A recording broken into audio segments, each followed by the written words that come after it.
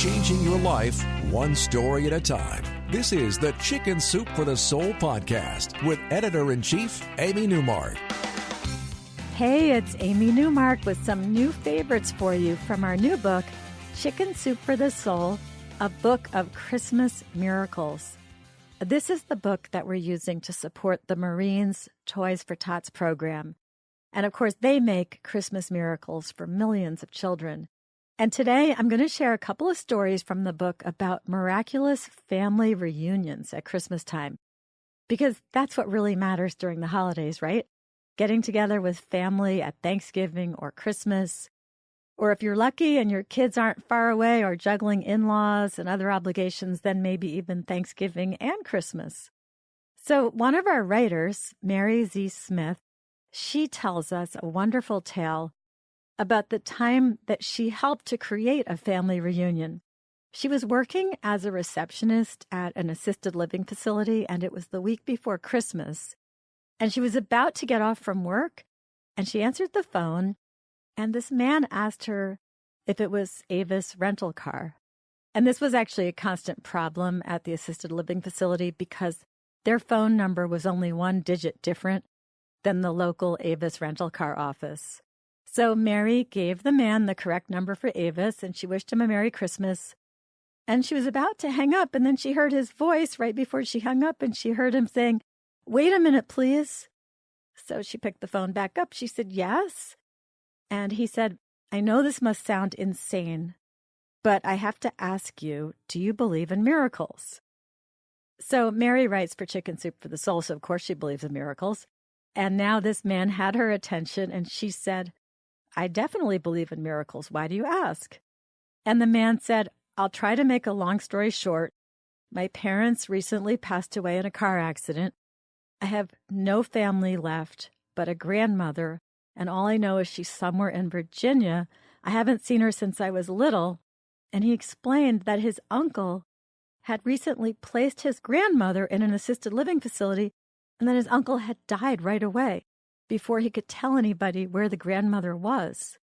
So then the man asked her, "Do you by any chance have a resident named Grace Shepherd?" So now there's a lot of rules at assisted living facilities. I know because my dad lives in one.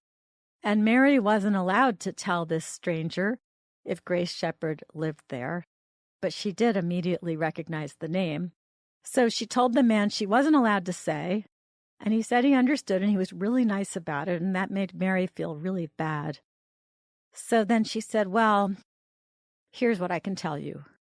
Virginia is a beautiful state to visit at Christmas time.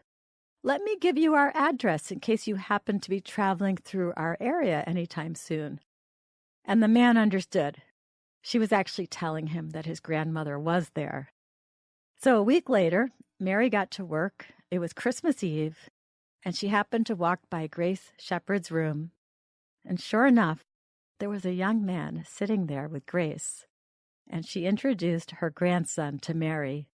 And he thanked Mary for creating a Christmas miracle for him and his grandmother.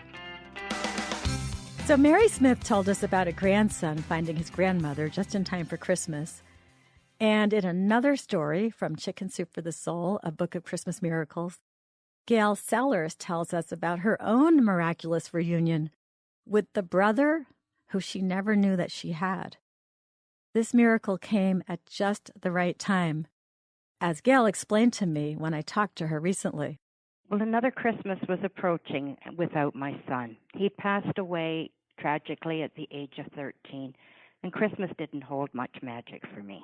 But this Christmas was about to bring Gail a miracle and a chance to heal. Well, it began late in November.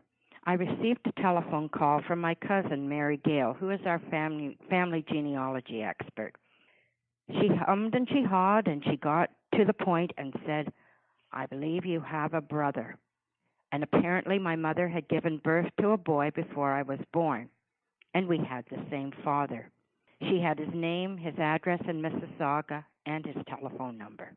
So this was really something because as a child, Gail had always had one constant on her Christmas wish list. She had always wished for an older brother. Of course, that was impossible, and she knew that. And her parents knew that, but no one had ever told her that she actually did have an older brother, a child who had been put up for adoption by her parents. So now Gail was about to do something unbelievable. She was going to call her brother somebody who she had just found out was actually in existence. I was very anxious that evening as I prepared to make the call. I needed a glass of wine for fortification, and my fingers were trembling so bad I could barely hold it. A recorded message, a deep, pleasant male voice, somewhat reminiscent of a radio announcer, answered. Could this really be my brother, I thought. After leaving my name, my number, I hung up, and I was filled with anxious anticipation. I sat down.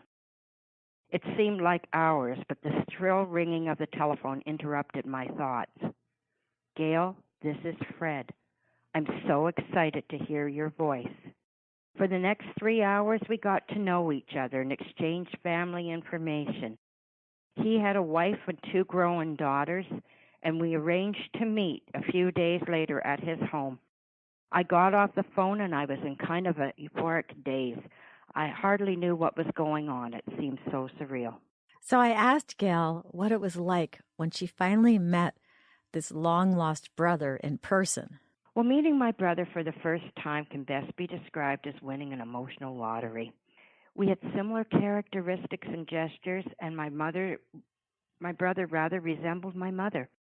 Fred told me he'd always been mystified by his lifelong desire to be a pilot. He was amazed to learn that his half-sister and his father had both been pilots. His father had actually flown in the First World War with Billy Bishop. And just before we left that evening, Fred turned to me and said, how would you and Tony like to spend Christmas with my family and me? So now Gail and her husband had a way to get through their normal misery over spending Christmas without their son. And Gail's brother explained to her on Christmas how he had come to be adopted before her parents were married, and it's a very interesting story. Well, as the way Fred explained it to me, well, Mom and Dad fell in love when Mom worked for him, but it was the fact that Dad was married to someone else. He couldn't leave and be with my mother. And it was in the year 1938, and having a child out of wedlock, being an unmarried woman, was simply not accepted. Several years later, they met again by chance in Toronto. And Dad was now a widower, and he was free to marry Mom. But Mom was engaged to someone else. But she broke off her engagement, and she got together with my dad, and they were married shortly thereafter. And I was born 3 years later. So Christmastime was a turning point for Gail. It was a way to move forward after the loss of her son, because now she was a sister. She was an aunt to her brother's children. She was a sister-in-law. Her life had expanded overnight. So I asked Gail what Christmas means to her now. It's been 11 years since that magical Christmas. And prior to meeting my brother, I was lost in a world where depression was the main resident. There was no magic for me at Christmas. I'm happy to say now that the thrill of Christmas lives in my heart each and every day. There's always hope, and there's always opportunity for a miracle. My brother and his family are my ultimate gift and my living miracle, and they will live in my heart forever. Christmas miracles. That's what Chicken Soup for the Soul, a book of Christmas miracles, is all about. 101 stories that will get you into the holiday spirit. And we're donating part of the proceeds from each book to the Marines Toys for Tots program. And the book has been a big hit. People seem to love the beautiful cover. And we actually did our largest first printing ever for a Christmas book. You can find our book of Christmas miracles wherever books are sold, which would include Barnes & Noble, Walmart, Target, Rite Aid, your local independent bookstore, Books A Million, Chapters, Indigo stores, Costco Canada, Amazon, and wherever else you buy your books. I'm Amy Newmark. Thank you for listening to the Chicken Soup for the Soul podcast today. Visit our website, chickensoup.com, and you can sign up for a free daily newsletter so you can get a free Chicken Soup for the Soul story every day delivered to your email inbox, and we'll be sending you a lot of Christmas stories in the next few weeks. And come back for our next episode to meet Dr. Randy Nelson, who truly stepped outside her comfort zone by giving up a great Wall Street job to go to medical school at age 35 and become a pediatrician, which fulfilled a lifelong dream of hers. It's an amazing story about how it's never too late to pursue your passion.